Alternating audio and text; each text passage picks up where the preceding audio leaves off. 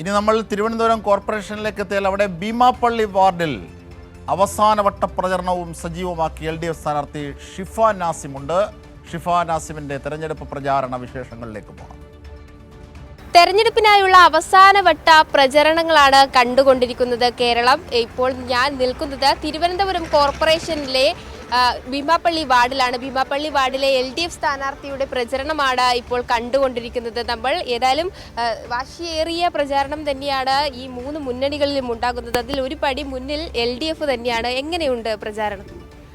LDF ഞാൻ ഓരോ വീട്ടിലും കയറും തോറും എനിക്ക് കോൺഫിഡൻറ്റ് കൂടുകയാണ്.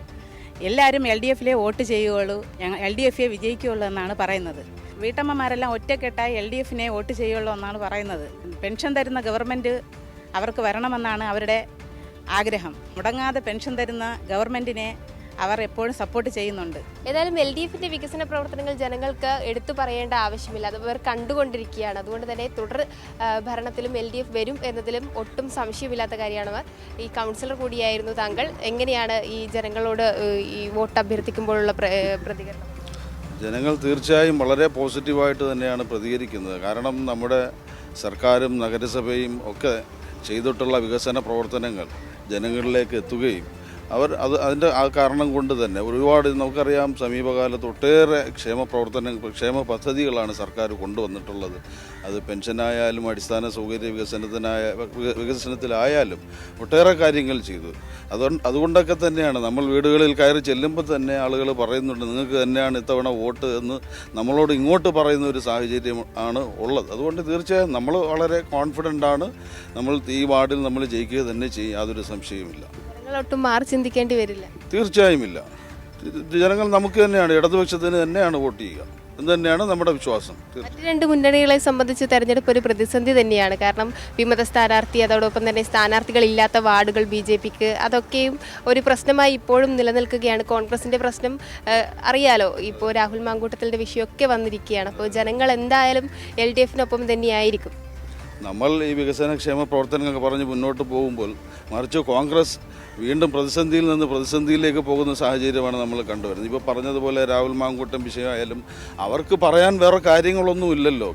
ക്ഷേമ പ്രവർത്തനങ്ങളോ വികസന പ്രവർത്തനങ്ങളോ ഒന്നും പറയാനില്ലല്ലോ. മാത്രമല്ല പിന്നെ വയനാട്ടിലെ വീട് വെച്ചു കൊടുക്കുക എന്നുള്ള ഒരു വാഗ്ദാനം പോലും അവർക്ക് പ്രഖ്യാപിക്കാൻ സാധിച്ചിട്ടില്ല. ആ പൈസ എടുത്തു പോലും അവർ മറ്റു ചില കാര്യങ്ങൾ ചെയ്തതായിട്ടാണ് പൊതുവെ നമ്മൾ പിന്നെ അറിയുന്നത്, ജനങ്ങൾ മനസ്സിലാക്കിയിട്ടുള്ളത്.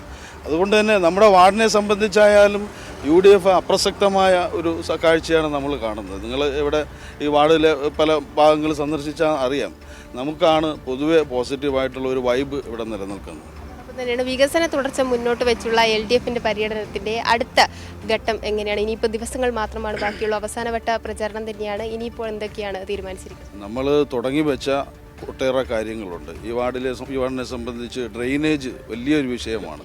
നമ്മുടെ അടുത്ത് തന്നെ സീവേജ് ട്രീറ്റ്മെൻറ്റ് പ്ലാന്റ് ഉണ്ടെങ്കിൽ പോലും നമ്മുടെ വീടുകളിലെ മലിനജലം ഈ ട്രീറ്റ്മെൻറ്റ് പ്ലാന്റിലേക്ക് എത്തിക്കുന്നതിൽ നമുക്ക് ഇതുവരെ സാധിച്ചിട്ടില്ല. കാര്യം വെച്ചാൽ അതിന് സാങ്കേതികമായ ഒത്തിരി തടസ്സങ്ങളുണ്ട്. ആ തടസ്സങ്ങൾ നീക്കിക്കൊണ്ട് ഈ 5 വാർഡുകൾ തൊട്ടടുത്ത ഈ ട്രീറ്റ്മെൻറ്റ് പ്ലാന്റിന് സമീപമുള്ള 5 വാർഡുകൾ ചേർത്തുകൊണ്ട് ഒരു ഡ്രെയിനേജ് പദ്ധതി 124 കോടി രൂപയുടെ പദ്ധതിയാണ്. അത് നമ്മുടെ വാർഡിൽ തന്നെ ഏതാണ്ട് 30 കോടിയോളം രൂപ ചിലവാക്കി 6 കിലോമീറ്റർ ചുറ്റളവിൽ ഡ്രെയിനേജ് സിസ്റ്റം സ്ഥാപിക്കുകയും അതുവഴി നമ്മുടെ വാർഡിലെ മലിനജലം എല്ലാം ഈ ട്രീറ്റ്മെൻറ്റ് പ്ലാന്റിൽ എത്തിക്കുവാനും സാധിക്കും. അങ്ങനെ ഒരു പദ്ധതി നമ്മൾ തുടങ്ങി വെച്ചിട്ടുണ്ട്.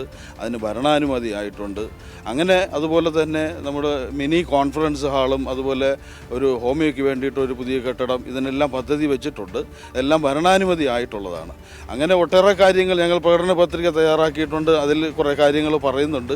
അതൊക്കെ നടപ്പാക്കുന്നതിന് വേണ്ടിയിട്ടുള്ള ശ്രമം തീർച്ചയായും ഞങ്ങൾ നടത്തുകയും ചെയ്യുകയും ചെയ്യും.